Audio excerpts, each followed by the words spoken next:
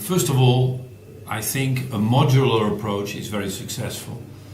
It's a bit like language where in between you practice. So it's kind of an action learning approach where first of all you give them a better insight into the elements of cultural differences, like so many dimensions of culture, and you work it out.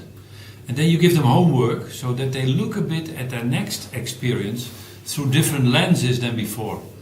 Then you get them back for another half a day, exchange their experiences with other senior leaders. It's much more effective to do it in groups with senior leaders. And then you go to the next step, and that is, okay, we now know a bit more about the differences, let's now practice what we do between the differences.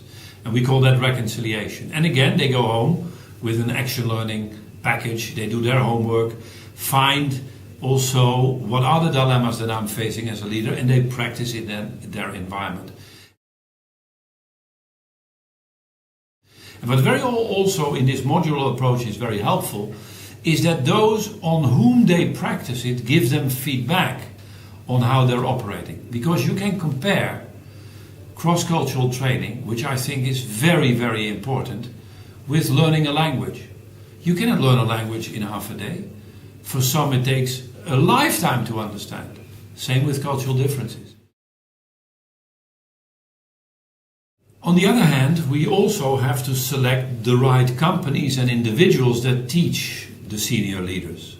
And it's a very important issue to have people with a combination of knowing what is business, also knowing the depth of what culture is, and have experience in an international environment.